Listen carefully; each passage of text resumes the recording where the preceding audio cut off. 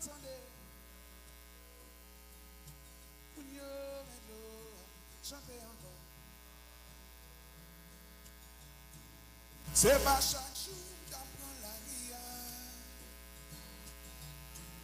Oubliez ça, c'est la vie. Que des jours pas qui comme taxi. Mais faut moins sortir, pas les choix. Pas jamais ton petit mounio. La moins rentrée, yo, qui s'en fait dodo.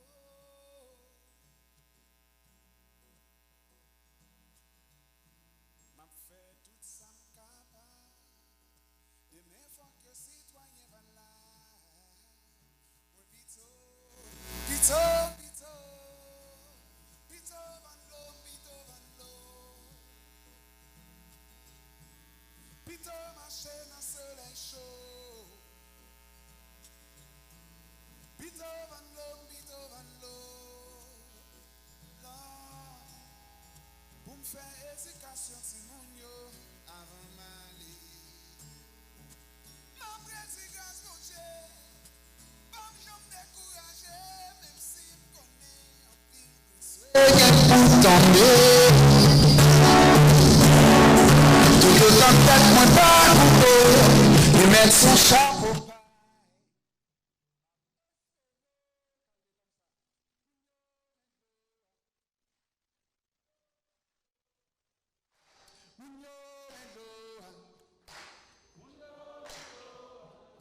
When Simonyo and Loa. Mama. Mendoa, mama, mama, Mendoa, mama, moi pito van lo, pito van lo, pito van lo, pito van lo, moi pito van lo, pito van lo, pito van lo, na soleil chaud, mama, Mendoa, mama, mama.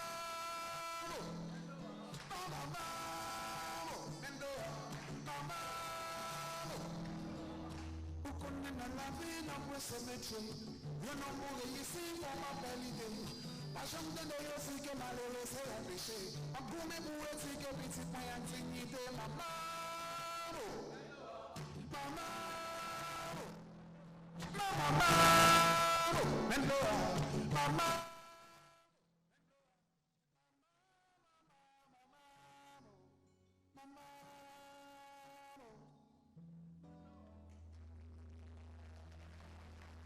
Merci beaucoup.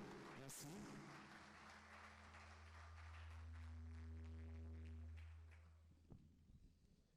Isabelle Jean Belloni, Radi Bello, notre champion du prix RFI. Découverte, on se le rappelle, il a fait la fierté de tout un pays. On était tous derrière lui aujourd'hui encore. On l'aime encore et toujours pour cette belle composition.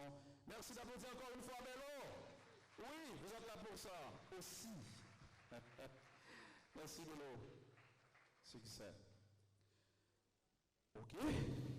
Nous faisons un petit détiré. Nous battons bravo. Nous chauffons gorge nous. Qu'on y a, nous doit pas les oreilles nous parce que ça va continuer avec ce panel 4. Accès à l'emploi et à l'entrepreneuriat. Comment améliorer l'accès au marché de l'emploi et aider à la création d'entreprises innovantes. Je demande donc à mon ami frère Robinson Geffrard que vous écoutez tous les matins sur Magic 9. Méfiez-vous, ce visage innocent cache un... On l'a dit là, on l'a dit en ardeur. Mais il y en a qui citent des politiciens qui tombent en bas bouche chaque matin sur Magic 9. Il a fait tout ça au connaît pour bonne nouvelle là, sans stress. Là, on s'est dit qui prend un couteau. Matin, on entend chanter bon anniversaire pour un ingénieur. Par contre, qui est-ce? Non, on a dit Happy birthday to you, nie. Ingénieur. Par contre, ingénieur qui est-ce, papa? Ban tripotaille. Des panélistes, Dr Ernst Joseph, Dr Hilary Thomas, l'ex de l'URH, du rectorat de l'URH. On appelle Faustin Caille, de l'école du travail. Haïti Startup Programme est représenté par Philippe Cécile, Entrepreneur du monde, Hélène Mauduit devait être là. Pour Push, Jean-Pierre Vertil. Pour Alpha Haïti, notre ami Clifford Réginald No. Et pour CFET, SA Marlène Gay. Si tout le monde est là, si mon modérateur est en place, eh ben, on va donc répondre à cette question. Comment améliorer l'accès au marché de l'emploi et aider à la création d'entreprises innovantes? Robinson Geffrard, c'est à vous. Merci Gao. On a fait le plein en énergie, de la nourriture, de la musique. On est bien parti pour le dernier panel qui se veut très important puisqu'on va parler de l'accès à l'emploi. Puisque, madame, messieurs, pas besoin de vous dire qu'en Haïti, le chômage affecte environ 60% de la population active. Et ceux qui travaillent, leur salaire, ils n'arrivent pas à vivre avec leur salaire. Je dirais même ceux qui travaillent survivent avec leur salaire. Il y a beaucoup de raisons pour expliquer la problématique de l'emploi en Haïti. Parce que la formation n'est pas adaptée aux besoins du marché du travail. Parce qu'il faut aux jeunes un parrain, une connaissance, quelqu'un appelé. Parce que aussi, les jeunes, pour la plupart, ne savent pas bien vendre leur image. Et parce que aussi, il y a une sorte de manque de communication entre professionnels et entrepreneurs.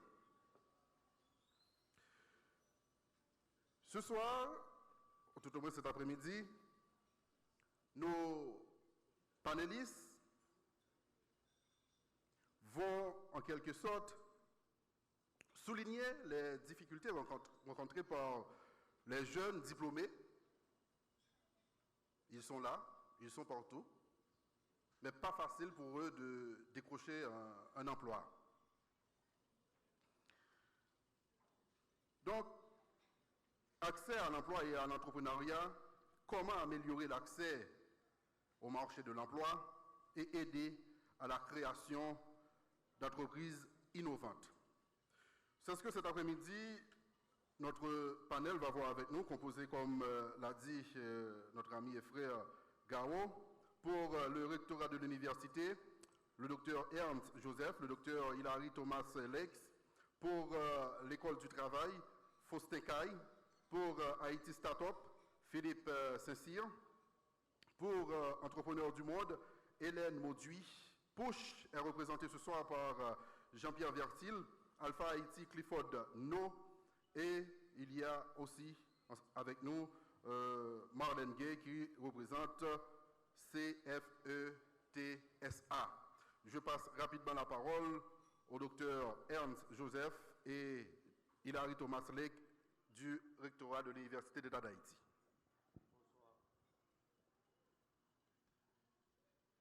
Bonsoir à tous. Je partage donc ma présentation avec le docteur Thomas Leck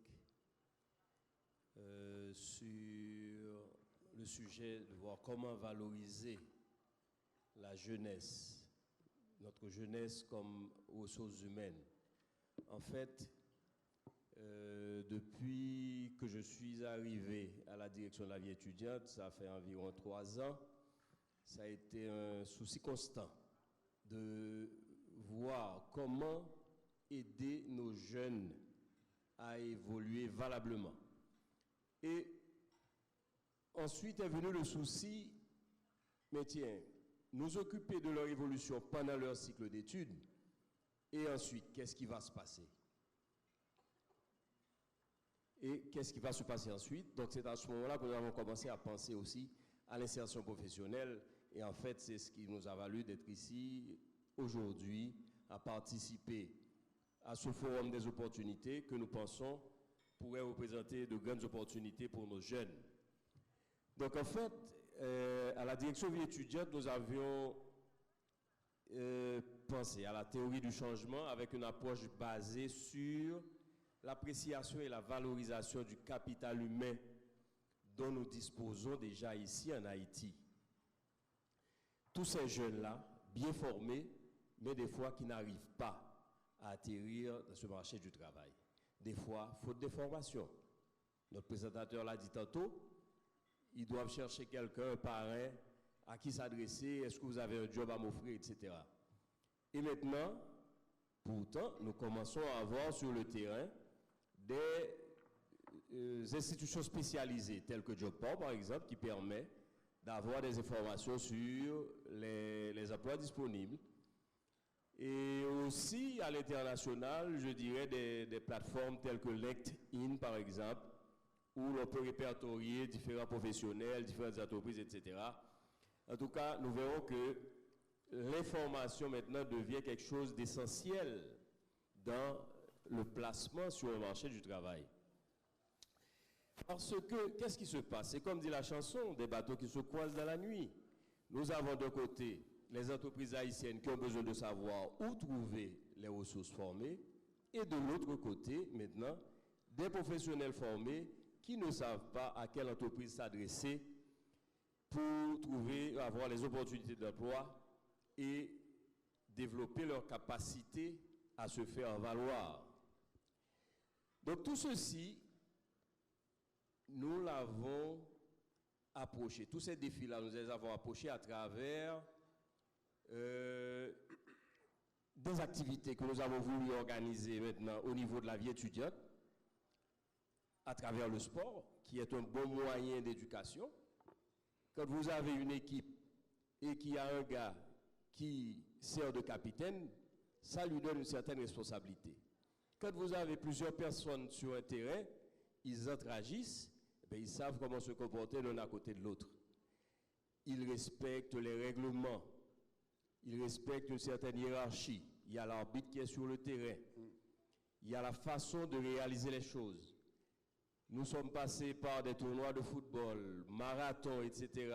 J'ai toujours eu, en tout cas nous, à la direction vie étudiante, nous avons toujours eu des étudiants qui participent à la planification de ces activités. Donc c'était une façon pour eux aussi d'approcher la planification de l'activité. Et sur le terrain, docteur, ils prenaient leurs responsabilités. C'est vrai qu'on a plus d'énergie que les autres padels, mais le principe est le même pour tous. J'ai déjà mes 3 minutes. Oui. Je vous accorde 30 secondes pour conclure. Bon, là, je vais passer au docteur Lake. Bien sûr. Pressure. Bon, bonsoir encore. Oui, donc pour reprendre un peu ce que le docteur Joseph disait, on a conçu une théorie sur un rationnel, si vous voulez, et c'est-à-dire la connaissance, l'attitude et la pratique. On veut former l'individu de façon à ce que même sans expérience professionnelle préalable, il puisse être en mesure de bien travailler et être ouvert à la formation dans son lieu de travail. On s'intéresse à baser notre approche sur ce qu'on appelle la cura personalis, donc le soin de l'individu à part entière. Donc, développement non seulement des capacités académiques et professionnelles, mais aussi de son intelligence émotionnelle.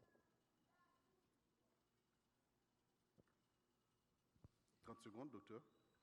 30 secondes. Pour conclure. C'est un peu compliqué, là. En tout cas, pour un petit peu parler des opportunités, nous voulons dire que c'est une entreprise gagnant-gagnant. C'est gagnant pour ces jeunes diplômés, tant que nous leur donnons ce genre de formation, je dirais développement humain, je dirais, et tant pour les entreprises en ce qui concerne le recrutement et l'embauche de ressources humaines fiables. Parce que ce sont des gars qui sont bien formés académiquement et qui reçoivent aussi une formation qui leur permet de se développer, de s'épanouir et d'arriver avec beaucoup plus d'assurance sur le marché du travail. Merci, docteur Joseph et docteur Lex. Je vous demande de les apprécier, s'il vous plaît. Je passe la parole à Kai Faustin. Oui, non, je parle de Kai Faustin. Merci. Bonsoir tout le monde. Je représente l'école du travail, qui est donc une institution qui est destinée à accompagner les jeunes de manière à ce qu'ils puissent s'intégrer au monde du travail. Donc l'institution se donne aussi pour mission, par exemple, de mettre en relation les entreprises et les professionnels qui sont qui cherchent de l'emploi. Donc les publics cibles, c'est non seulement les jeunes diplômés, donc provenant des universités et également des écoles professionnelles, c'est aussi des professionnels qui sont en activité dans des entreprises, parce qu'on peut donner aussi des formations destinées à accroître les compétences de ces gens-là. Et donc aussi les employés, parce qu'une entreprise peut aussi demander à ce qu'il y ait une formation, par exemple, pour ses employés. Alors, pour répondre à la question « Comment améliorer l'accès au marché de l'emploi en Haïti ?» Donc, la première démarche a été pour nous donc d'abord de constater, d'identifier les problèmes auxquels les jeunes diplômés font face lorsqu'ils arrivent sur le marché du travail. Effectivement, beaucoup de ces problèmes ont été évoqués ce matin par différents panélistes. Nous pouvons citer par exemple l'inadéquation entre l'offre et la demande de travail. Donc nous avons très peu d'entreprises et beaucoup de jeunes diplômés qui arrivent sur le marché. On peut effectivement citer aussi la formation inadaptée au marché de l'emploi. Ça, on en a beaucoup parlé ce matin. Mais nous allons mettre l'accent sur 4 problèmes que nous estimons aussi fondamentaux. Le premier problème, donc je parle d'abord de la problématique de l'expérience. Quand un jeune arrive sur le marché du travail, il postule par exemple pour un emploi, eh bien, on lui demande 3 ans, 4 ans ou 5 ans d'expérience, ou parfois plus. Donc, le jeune se retrouve donc ici dans un cercle vicieux, dans la mesure où, pour avoir de l'expérience, il faut trouver du travail, et pour trouver du travail, il faut avoir de l'expérience. Donc, c'est vrai, on a évoqué, et le panel qui nous précédait a évoqué la question de stage. C'est certainement une parade, mais on sait que c'est très difficile même de trouver des stages. D'ailleurs, les entreprises ne souhaitent pas payer des stagiaires, donc ils n'embauchent pas. Eh bien, ils n'ont pas besoin de stagiaires. Et donc, c'est très difficile pour un jeune de trouver un stage. Et l'autre parade aussi, c'est ce qu'on appelle l'alternance école-emploi. Et ça aussi, c'est quelque chose qui n'est pas très répandu ici, pour ne pas dire quelque chose d'inconnu ici. Donc, on voit très bien ce problème d'expérience. Et donc, pour permettre à un jeune d'accéder au marché du travail, il doit donc trouver une parade. L'autre problème qu'on évoque, c'est ce que j'appellerais ici des formations complémentaires. Quand quelqu'un postule, parfois on dit il faut qu'il ait une bonne connaissance, par exemple en anglais. Et puis c'est une exigence. Et puis on vous dit des connaissances en espagnol aussi, c'est un atout. Ou bien parfois on lui demande de maîtriser tel ou tel logiciel. Or, on sait très bien, pas mal d'écoles ici de formation ne disposent pas d'un laboratoire d'informatique. Ou bien la formation en informatique n'est pas obligatoire et certaines qui en disposent ont du matériel vétuste et qui n'arrivent pas à satisfaire tous les besoins. Donc ici, c'est encore un problème compliqué. Autre problème qu'on a évoqué et que le modérateur aussi a évoqué tout à l'heure, c'est la difficulté pour nombre de jeunes, lors d'un entretien d'embauche, donc de se vendre, de se présenter comme étant le personnel, ou du moins le personnel adéquat pour ce travail, quelqu'un qui soit capable d'apporter une valeur ajoutée. Et donc, c'est très difficile. Et autre chose, nous évoquons encore, c'est la méconnaissance du marché du travail et les mauvais choix, les mauvais choix de carrière. Méconnaissance du marché du travail. Avant d'entamer un métier, la première question qu'on devait se poser, est-ce que c'est un métier en demande sur le marché? Et donc, quelles sont les compétences que les investisseurs souhaitent avoir?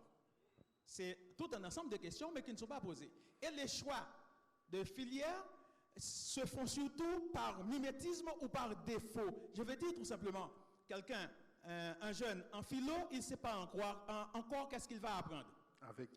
Avec les questions, on va vous donner beaucoup plus de temps pour élaborer. Ouais. Mais là, Okay. vraiment, Donc, alors, il demande, eh bien, moi, qu'est-ce que vous allez faire? Moi, je vais être un génie. Eh bien, moi, je vais faire ça aussi. Et donc, ou bien, où est-ce que je peux rentrer? Qu'est-ce que je peux payer? Donc, c'est ça ce que j'appelle ici le choix par défaut. Donc, ici, face à tous ces problèmes, donc, l'école du travail tente quand même de présenter quelques alternatives aux jeunes qui sont donc confrontés à ce genre de difficultés. Donc, l'école du travail intervient sur 4 créneaux. C'est d'abord la formation, j'avais bien dit, une formation d'appoint. Par exemple, dans formation en langue, de formation en informatique, et par exemple. Et il y a aussi le coaching. Et là, on apprend aux jeunes à définir un projet professionnel, à comprendre le marché du travail, à présenter la fiche technique d'un métier. Et là, je voudrais insister là-dessus. Quelqu'un va choisir une filière, sauf qu'il ne sait pas qu'est-ce qu'il y a là-dedans, qu'est-ce qu'on va montrer. Par exemple, on m'a raconté une anecdote, c'est une jeune demoiselle qui voulait aller en comptabilité, en sciences comptables. On lui a dit, il y a beaucoup de mathématiques, je cite. Hein? Donc, elle a laissé, mais pour aller en sciences informatiques. C'est comme si en sciences informatiques, il n'y a pas de mathématiques encore plus avancées. Son problème, c'est dit que c'est parce qu'elle ne sait pas qu'est-ce qu'il y a dans ces formations. Et bien, donc ici, à l'école du travail, on se propose normalement d'aider ces jeunes à comprendre qu'est-ce qu'il y a dans telle formation. Est-ce qu'ils ont le profil pour entreprendre, pour s'orienter dans telle ou telle filière. Merci, Kai Foster, d'avoir bien posé la problématique. Une minute seulement pour terminer. Donc, on les aide aussi dans la recherche d'emploi, parce que la présentation d'un CV, comment faire un entretien d'embauche, on fait donc des simulations, et aussi, on essaye normalement d'orienter des jeunes dans le choix de leur carrière, parce que pour éviter normalement que chacun se trouve dans cette situation que je viens d'évoquer. Et donc pour terminer, je vous dirais par exemple, ceux qui enseignent au niveau supérieur aussi le savent comme moi, au début de l'année ou au début de la session, vous avez une salle comble, à mesure que l'intra arrive et les gens commencent à partir, et à la fin de la session, vous vous retrouvez parfois avec une quinzaine ou une vingtaine, tandis qu'avant c'était peut-être 50 ou 60. Donc ici, voilà, c'est tout un ensemble de problèmes qu'on essaye donc d'évoquer. Et ici, comme le temps me fait vraiment trop défaut, nous ne parvenons pas normalement à mieux nous appesantir sur ces problèmes. Mais j'espère qu'au moins que j'ai pu évoquer brièvement les grands problèmes et les solutions que nous avons donc tenté d'apporter. Tout à fait. Merci beaucoup, Kai Foster, de nous avoir bien présenté la problématique de l'emploi. Maintenant, vous passez le microphone à Philippe Saint-Cyr de Startup Haïti. Merci. Et je voulais faire mes commentaires, mais je vais faire en créole pour plus ou moins atterrir plus facile. Et avec Haïti Startup Talent, nous sommes un projet avec la BID et on vit en Espagne. Et avant, j'étais directeur d'un projet USAID qui était financé entreprise avec un volet social. Pour aider un entrepreneur à atterrir, moi, je pense que c'est une affaire d'information. Et je ne veux pas pour en bas là comme si c'est haïtien de net, parce que l'homme de New York, en pile entrepreneur américain, il y a le même problème avec l'entrepreneur haïtien. Je vais tout répondre aux jeunes qui te parlent de questions là de financement. Si je suis une entreprise qui est en New York, je besoin de vendre glos, ou banque chase, pas prêter mon cob parce que je me fais commencer. Donc, on est sur quelque chose ça, pas dépendre de banques privées, commerciales pour financer une entreprise. Bon, l'autre façon. Mais il faut informer, il y a une association d'investissement, Jamaïque, Dominicanie, Trinidad, aux États-Unis, au Mexique, qui financent ces startups. Mais il y a un pile de bagages, comme tu as m'expliqué, ce qui sont startups. Startups sont entreprises qui font commencer pour eux-mêmes en Haïti. Alors qu'en Californie, les startups sont entreprises dans le secteur de la technologie. Donc, moi, je des nouveaux entrepreneurs qui ont une idée qui n'est pas formelle pour faire le formel. Un entrepreneur qui a une idée, Il n'est pas connaît combien il a besoin, il n'est pas connaît combien il a vendre, qui est ses clients, mais il a atterri. Je fais 6 mois avec 10 entrepreneurs. Et il y a 2-3 qui sont dans la salle là, il y a qui a une table là avec produits différents. Ou apprendre au marché, m'apprendre à faire plein d'affaires. Je ne suis pas d'accord pour mon plan d'affaires pour entrepreneur. Parce que l'entrepreneur n'a pas défendre l'idée devant investisseurs. Je suis allé l'année dernière avec l'Union européenne, CEDA, tu as un entrepreneur dominicain avec haïtien, devant investisseur écossais, haïtien avec dominicain, pas de répondre à une question simple. Quel est votre marché? Qui est-ce qui client? Qui j'en parle au pays? Donc, moi-même, je tout dit, de fond, affaire don dans l'entreprise, il n'est pas bon. Son maladie, son cocaïne liée. Il faut un entrepreneur comprendre que je peux faire comme le financer. Si je veux $10 000, $20 000 américains, qui j'en parle faire pour vendre bouteille Gloire, pour vendre sandales, pour vendre maillot, pour vendre plate du riz avec griot, pour faire comme pour graisse cochon, payer salaire. Donc, je suis contre cette affaire de don. Le gouvernement ici a pile d'informations, je suis dans mes finances, qu'est-ce que là. BRH a pile d'informations là, incentif pour le secteur privé. MCI a information. Si vous parlez de masse, ou à côté 4e étage, mais juste à faire hier, ou pas entrepreneur. Si vous parlez de 3e étage, bicentenaire, la GDA pour un chiffre importation, pour faire substitution importation dans le pays, ou pas entrepreneur. Il faut marcher dans le béton, comme New York fait, comme Boston fait, comme Berlin fait, ou Paris fait. Marcher béton, pas tonne blanc fait pour vous. Donc, moi, j'ai une équipe d'haïtiens professionnels, comptables, avocats, mon qui fait website, mon qui montre faire réclame sur Facebook, sur Google, mon qui montre faire imprimer bagaille. On a trop d'haïtiens qui ont aidé les jeunes entrepreneurs à atterrir dans la province et à Port-au-Prince. Mais il faut que nous ayons l'idée de quel est le marché, ce pour faire jus, standardisation, niveau produit jus. Qui je peux vendre jus à Big Star Market, qui je peux vendre cassave là by Market haïtien North Miami. Nous avons un réseau dans le pays avec chambre de commerce, association dans le pays, chambre de commerce l'autre. Nous avons trop d'informations pour aider nous. Ambassade haïtienne dans l'autre pays étranger, c'est réseau pour nous. Philippe Tout consulat, c'est réseau pour nous. Donc, je vais dire on va être très simple. M'apprendre entrepreneur, fait pas d'affaires.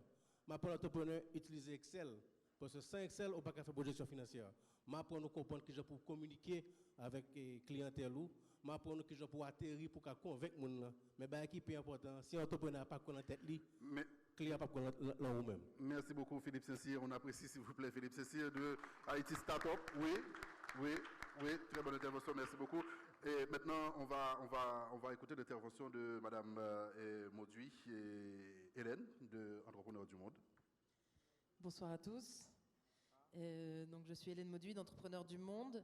Entrepreneurs du Monde est une ONG française spécialisée dans 3 domaines qui sont la microfinance, l'énergie et l'entrepreneuriat et l'insertion professionnelle. Donc, comme on n'a pas beaucoup de temps, je vais vous parler uniquement de ce 3e domaine. Nous avons créé ce que nous appelons un BEIP, un bureau de l'entrepreneuriat et de l'insertion professionnelle.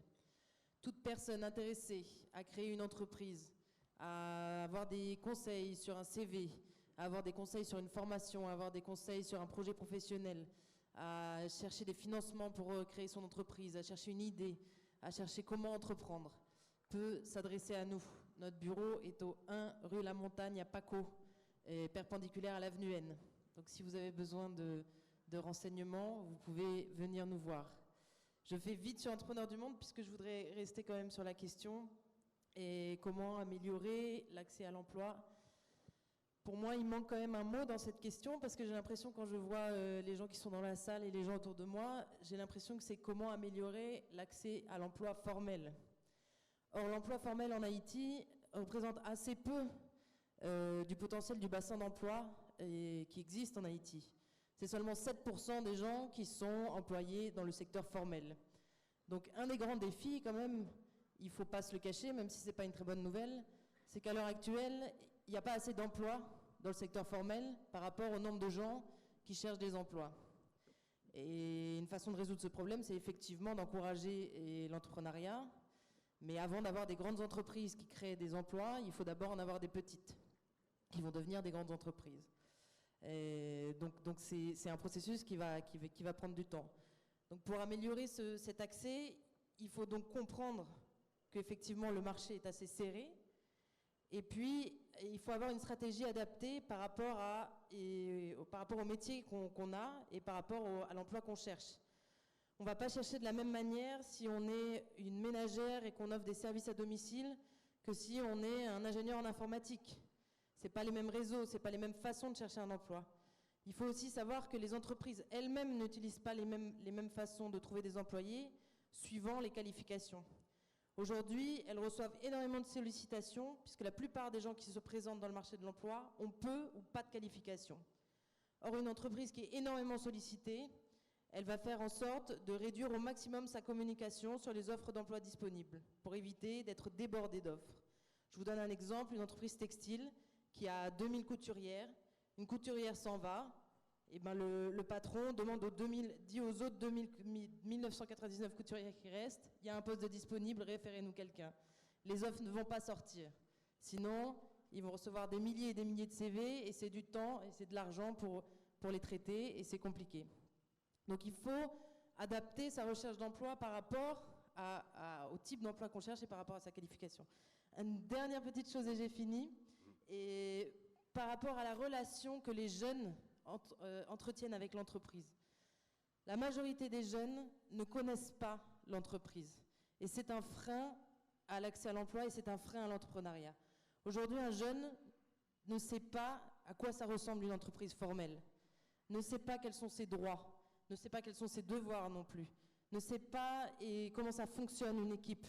Et donc il y a beaucoup de choses, il n'a jamais mis les pieds dans une entreprise formelle, il n'a jamais vu comment ça fonctionnait. Je vous donne encore un petit exemple. Récemment, je discutais avec le directeur d'un hôtel qui me disait qu'il recrutait souvent des serveurs. Et il me disait, moi j'ai un problème parce que les gens qui se présentent à moi, c'est des gens qui n'ont jamais été assis en train d'être servis dans un hôtel. Et c'est très difficile parce que si on prend un pays comme la France par exemple, plein d'étudiants font serveur pendant l'été.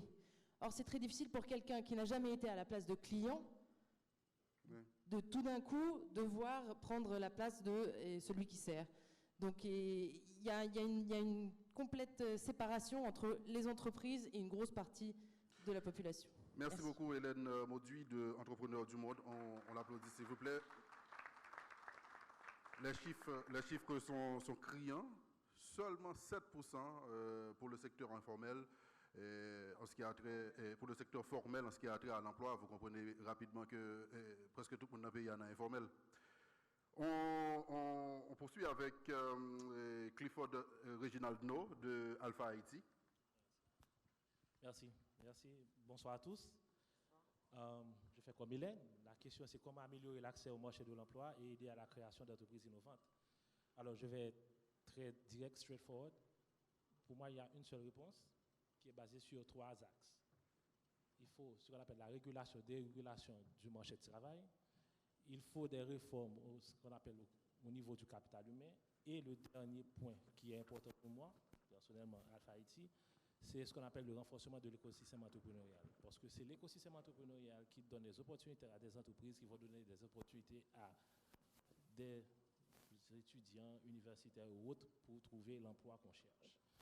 Et pourquoi je mets l'accent sur l'écosystème entrepreneurial? Pour les 2 premiers, capital humain et marché du travail, je suis sûr qu'il y a des experts sur la table et avant moi qui connaissent mieux que moi ces 2 axes. Mais le 3e, écosystème entrepreneurial, parce que on veut adresser le problème de l'emploi. Emploi, c'est demandeur-offreur. L'écosystème entrepreneurial donne l'opportunité de créer ce qu'on appelle le marché d'offreurs d'emploi. Mais quand on dit écosystème entrepreneurial, on parle de quoi? On parle d'environnement qui permet à des entreprises de subsister, d'être compétitives, d'être globales ou internationales. Et l'écosystème est basé sur 6 piliers en général. C'est ce qu'on appelle pilier 1, politique publique, tout type de politique que l'État ou la société civile, même des fois le secteur privé peut participer. Financement, je ne vais pas m'attarder dessus. Culture, ce qu'on fait en ce moment-là. Quand je dis culture, c'est tout type de fora, tout type de séminaire, de symposium qui permettent d'adresser des problèmes dans le domaine d'entrepreneuriat, d'innovation et même au niveau de l'emploi. Et support PME, ce que Alpha et Haïti Startup Talent jouent. Le support PME, on parle des accélérateurs, des incubateurs. Je peux dire que c'est un, entre guillemets, phénomène qui prend pied en Haïti durant les 5 dernières années. Et je peux dire merci à tous ceux qui ont, aux pionniers surtout, ceux qui ont dû prendre le devant pour voir comment aider les PME. Ce que fait Alpha, notamment avec les entrepreneurs tech. Et puis, il y a ce qu'on appelle le capital humain, c'est-à-dire tout ce qui a rapport à l'université, école professionnelle et autres. Et le dernier point, c'est le marché. Il faut les 3 acteurs, société civile, secteur privé et secteur public, pour que ces piliers soient en bonne et due forme, pour qu'on arrive à avoir un écosystème qui génère le maximum d'entreprises qui peuvent employer le maximum de gens. Encore une fois, pour résumer, parce que moi je suis vraiment court, si on n'a pas l'écosystème entrepreneurial pour prendre les meilleurs, ce qu'on appelle le capital humain, ça va être difficile de réguler ou déréguler le marché du travail. Merci. Merci, merci à nos panélistes. On va prendre les questions maintenant. 3 questions. 3 questions. Je demande aux hôtesses de distribuer les micros, s'il vous plaît. On va prendre 3 questions. À ce niveau, les panélistes auront plus de temps pour élaborer.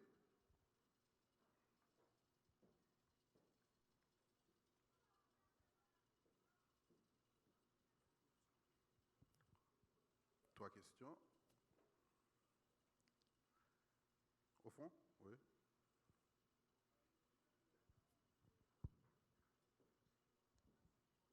Bonsoir, je suis Jeudi Acotin et je félicite et les panélistes qui sont là. Et une chose que moi je veux dire, c'est pas surtout en question, mais c'est plutôt un commentaire, ou du moins une suggestion. Donc, si nous comparons la technologie avec longtemps, jeunes, grand peu jeunes qui te démarrer, grand peu monde qui te démarrer business avec le peu que vous gagnez, vous fait sol ou du moins vous fait boîte secret, surtout moun en dehors et avec comme ça, vous commencé business là. Tout à l'heure, tu as un jeune qui t'a parlé de inaccessibilité à services financiers traditionnels ou formels que vous pas vraiment accès à lui-même pour capable commencer un business. Et il y a quelqu'un qui vient de dire là tout à l'heure, on ne doit pas financer le démarrage d'entreprise. Je suis 100% d'accord parce qu'à ce moment-là, la personne qui démarre sans qu'elle n'ait pas du tout, et c'est prêter, donc s'il perdu, la perdu ni sac ni crabe, et à ce moment-là, la personne ne pourra pas rembourser ce crédit.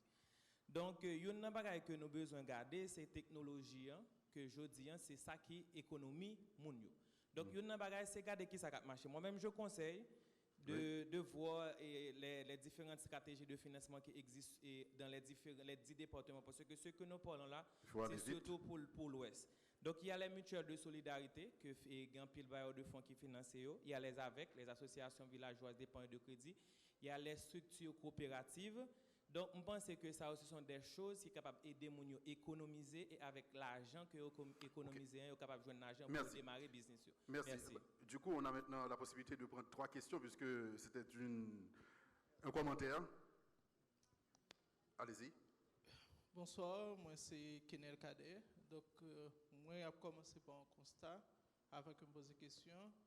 Moi, ouais que toute intervention, il y a beaucoup plus, et que ce soit information sur question formation, ou du moins accès à l'emploi, il y a beaucoup plus accès sur un contexte qui est beaucoup plus haïtien, or, qui n'a pas un panorama local.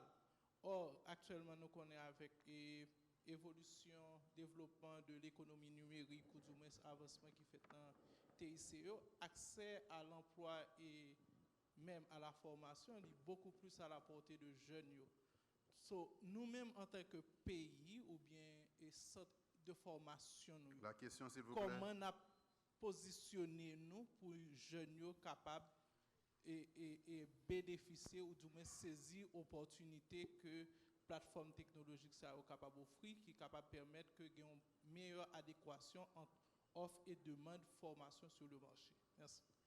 Merci. Merci, suivant. Oui, c'est Absalom Pierre, je travaille pour le projet AREA qui est financé par USAID. Je parlé déjà, même tellement intéressé avec 2 tables rondes, ça me permet pour me prendre la parole encore. Question maintenant, c'est que le marché travail haïtien régi par un bagage qui est le réseautage. Il y a l'autre monde qui peut éclairer, qui est le capital social. Donc, comment pour nous armer, former jeunes nous pour faire face avec ça créer réseautage en dans le marché du travail noir? Merci. La troisième et la dernière question. Oui, de ce côté.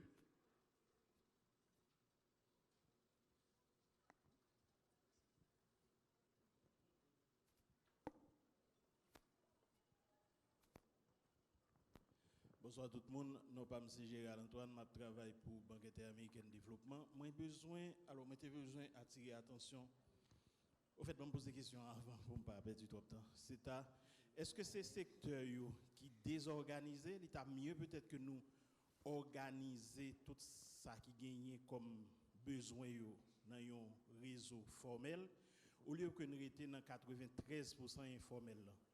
Parce que si vous regardez bien, il y a pile de monde qui n'a activité dans la rue, à caoutchouc, et chauffeur camionnette, machin fixe, zébouilli, et là-bas bouilli, comme si il y a pile de monde qui a une activité, et puis tout le monde a plein de travail. Est-ce que nous n'avons pas capable de focus pour nous identifier qui ça gagne comme activité, et puis nous venons rendre formel, ça veut dire si nous avons besoin de ranger caoutchouc, par exemple, aller un côté formel pour ça, ça va gagner 50 caoutchouc, au lieu que nous rentrions dans une logique de paquet de business qui vient faire que nous paraître liés papier. Tout à fait. Merci à cette question. J'ajouterai à Mme Mauduit, je demanderai à Mme Mauduit, est-ce que c'est un problème, l'informel? Est-ce que c'est un problème? Vous verrez répondre maintenant. Bah, peut-être je vais commencer par ça. Non, pour moi, c'est pas un problème. Enfin, c'est pas un... je ne peux pas dire ça, parce qu'il y a probablement des gens qui ne vont pas être contents. C'est l'informel, est-ce que c'est un problème? En tout cas, c'est une réalité. Et je pense qu'il faut s'adapter à cette réalité. L'économie haïtienne, elle a aujourd'hui un gros pourcentage d'entreprises informelles, donc il faut pouvoir évoluer avec ça et s'adapter à ça. Je veux juste rebondir par rapport à ça qu'il faut voir que, en fait, c'est pas tellement, donc 7% formel. Aujourd'hui, le secteur qui embauche le plus, ça reste l'agriculture.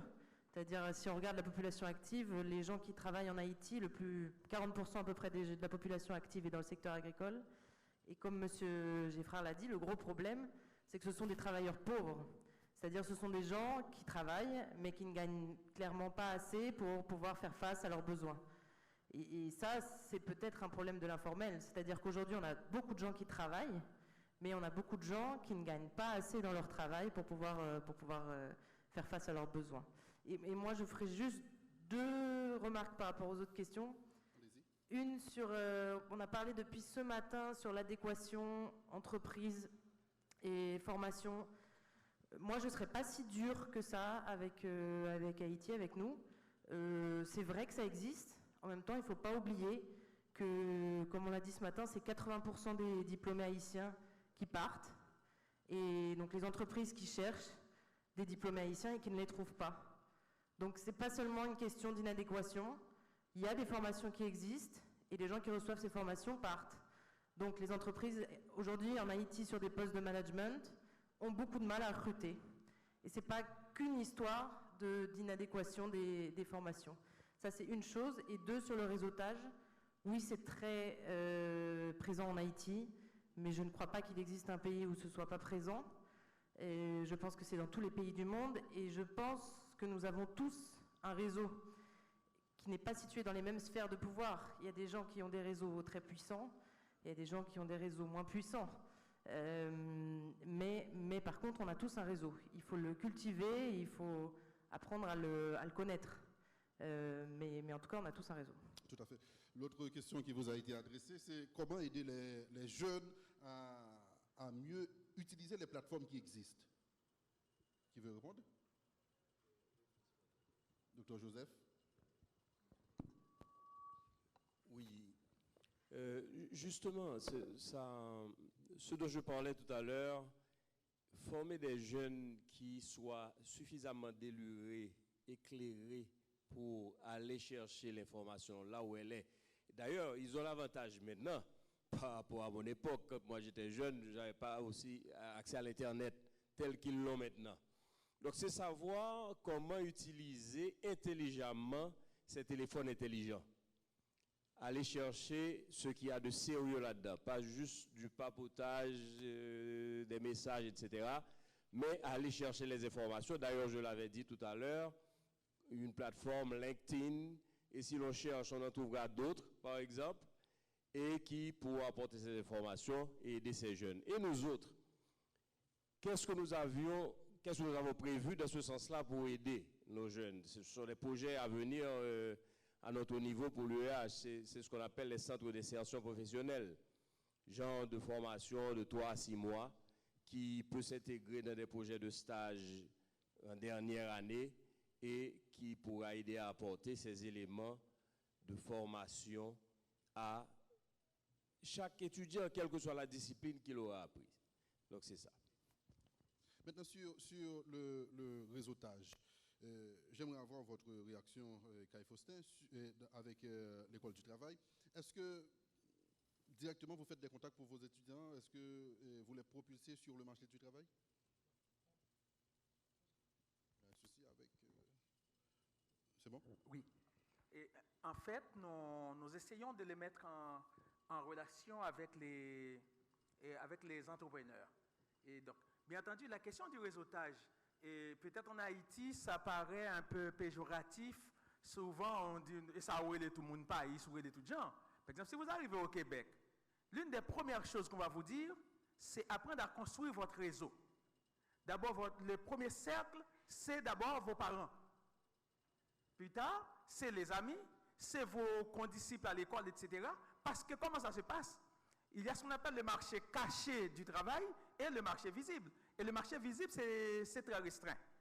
Donc le marché caché, c'est là où les offres sont disponibles, mais ce n'est pas annoncé. Et donc vous devez avoir quelqu'un. Donc je connais un monsieur, qui connaît un monsieur, et monsieur qui connaît le camarade là-bas, et ainsi de suite, je vais y arriver. Et c'est ça un peu le réseau. Et donc, dans ce domaine-là, construire son propre réseau, c'est donc fondamental. Et nous inculquons normalement quelques rudiments de connaissances à nos jeunes pour qu'ils sachent comment s'y prendre pour pouvoir normalement aller vers les emplois qui ne sont pas déclarés, vers le marché caché. Merci beaucoup, Kai. Ok, bon, je me permets de prendre une question, une toute dernière question. Vous me permettez, Gao? Allez-y, allez-y.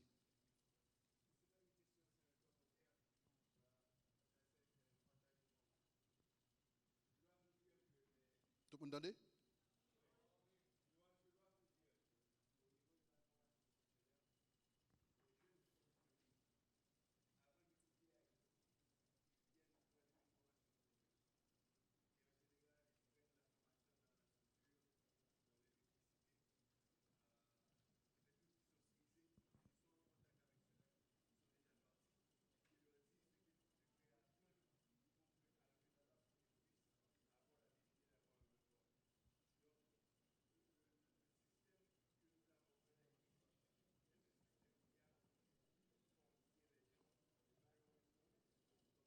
Il faut activer le micro. Je crois qu'il a fini. Merci, merci. Comment améliorer l'accès au marché? Robinson, allez-y. Avant de terminer avec le panel, je voudrais juste demander à Clifford, depuis ce matin, on parle d'écosystème d'entrepreneuriat. Je voudrais vraiment que vous disiez quelques mots vraiment sur ce que c'est un écosystème. Pour l'entrepreneuriat, bien sûr. Non. Allumez donc. Oui. Merci beaucoup, M. Garo. En fait, tout d'abord, pourquoi on parle d'écosystème entrepreneurial? Et vous savez qu'en général, quand on veut mettre des politiques de développement économique, quand on dit développement économique ou croissance, quand on parle de croissance économique ou croissance de pays, c'est tout d'abord la croissance des entreprises. Et maintenant, pour avoir la croissance des entreprises, il faut un environnement capable d'accompagner toutes ces entreprises pour que ces entreprises arrivent à trouver la croissance. Et cet environnement est généralement basé sur ce qu'on appelle un écosystème. Un écosystème, c'est une structure ou un endroit en général où il y a plusieurs éléments différents qui travaillent en complémentarité pour arriver à un but commun.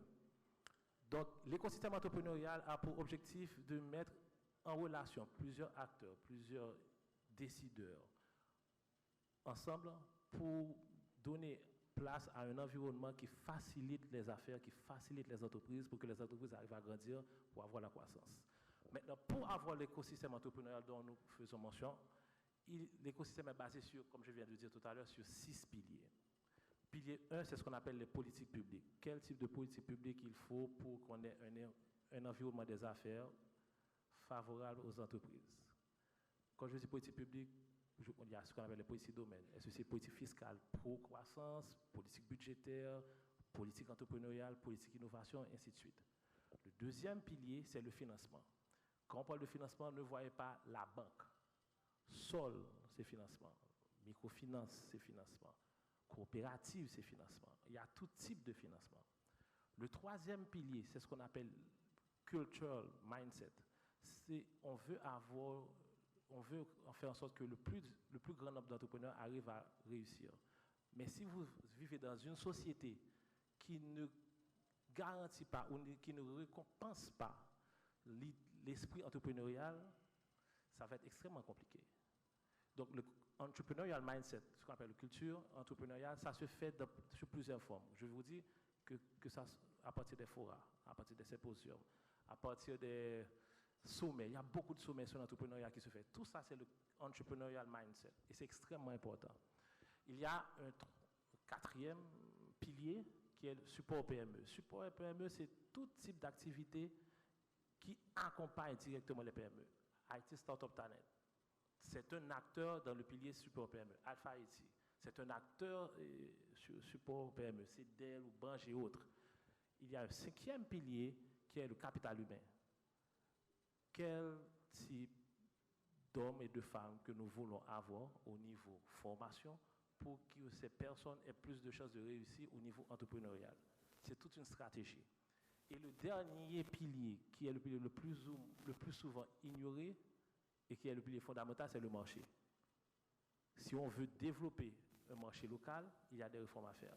Si nous voulons viser le marché international, il y a un des participants qui a parlé de ça, c'est une autre stratégie, une autre réforme à faire. Donc c'est extrêmement important à partir de ces 6 piliers. Ces 6 piliers sont complémentaires. Et ce que j'ai dit pour terminer, il faut les 3 acteurs. Ce n'est pas une affaire de secteur public ou secteur privé ou société civile. Il faut les 3 qui travaillent constamment sur les 6 piliers pour qu'on ait ce écosystème.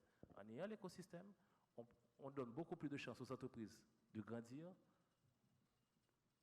Il y aura une forte création d'emplois, il y aura baisse ou réduction de la pauvreté, développement économique, ainsi de suite.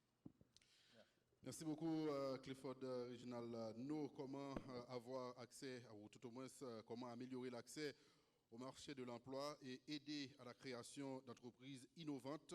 C'est ce que nous venons de voir avec nos différents panélistes, le docteur Ernst Joseph, docteur Hilary Thomas Lex, Faustin Caille, Philippe Saint-Cyr et Madame Hélène Mauduit, Clifford No. Madame, Messieurs, je vous demande encore une fois de les applaudir, s'il vous plaît. OK, place à vous, Gao. Merci d'applaudir. Robinson Geffrard, s'il vous plaît, journaliste à la Nouvelliste et Magic 9. Merci au panel, merci à vous d'avoir été si attentifs et vous avez participé, c'est extraordinaire. C'est donc la fin des tables rondes. Je vous remercie mais vraiment grandement d'avoir rendu tout cela possible. Ce n'est pas la fin de la journée, bien sûr, mais c'était intéressant de voir comment est-ce que vous avez prêté attention et participé à cette discussion. Évidemment, il y a beaucoup de choses à dire, c'est vrai. Les panélistes, je sais qu'on a créé des frustrés, on a fait des frustrations, bien sûr, parce que les gens avaient beaucoup de choses à dire et vous avez aussi besoin d'entendre beaucoup plus de choses. Les discussions peuvent continuer en réseau, comme on l'avait dit. Il faut passer de table en table, récupérer des cartes de visite, faire des contacts et vous allez pouvoir continuer à discuter avec tous ceux qui sont là. C'est une journée, mais ce n'est pas fini. Il y aura des suivis. Maintenant, on va avoir cette présentation. Comment devenir fournisseur et exploiter les opportunités des agences du système des Nations Unies. Très important pour ceux qui sont dans les affaires. Vous allez pouvoir comprendre mieux comment devenir fournisseur et exploiter toutes les opportunités qu'il y a avec les agences du système des Nations Unies qui organisent ce forum. Ce sera donc Jean-Fritz Cherestal, qui est vice-président de l'OMT, qui va donc faire cette présentation. Je demande à M. Fritz Cherestal de nous accorder 45 minutes de son temps au grand maximum. Vous allez faire l'effort pour nous, s'il vous plaît. Et je demande donc à Dr Robert Waddell de se préparer juste après pour sa présentation. Merci d'accueillir comme il le faut Dr Jean-Fritz Cherestal de l'OMT. Et prêtez attention.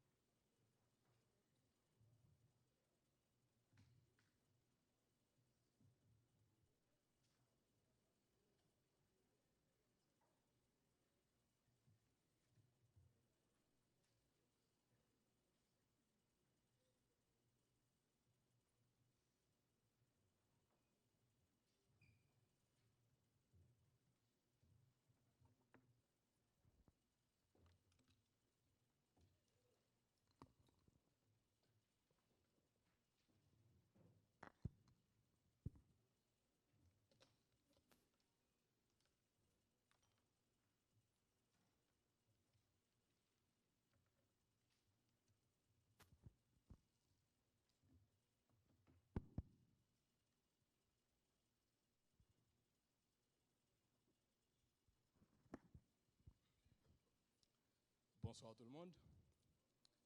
Je m'appelle Jean-Fritz Cherestal et je suis là aujourd'hui en tant que président, vice-président tout de suite du comité de gestion du système onusien. Et sincèrement, quand on m'avait dit j'ai 1h15 pour vous faire cette présentation, je me suis dit que ce n'est pas suffisant. Maintenant, on vient de m'annoncer 45.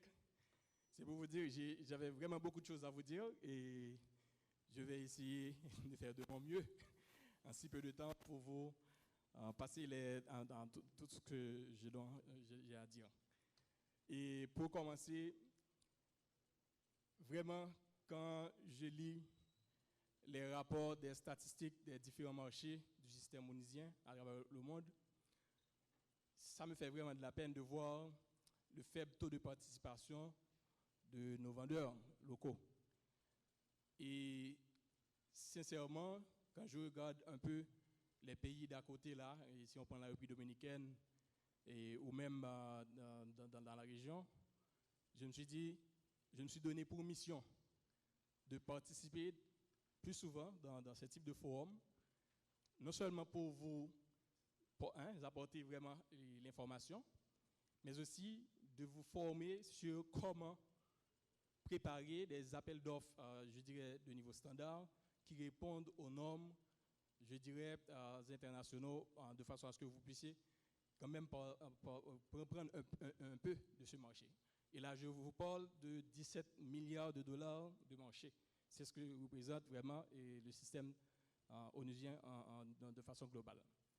Et sans plus tarder, je vais vraiment commencer avec la présentation et j'espère, après la formation, vous aurez vraiment de quoi pour vous dire vraiment là, pourquoi pas, et vous-même de contribuer et obtenir ce qui vous revient de droit.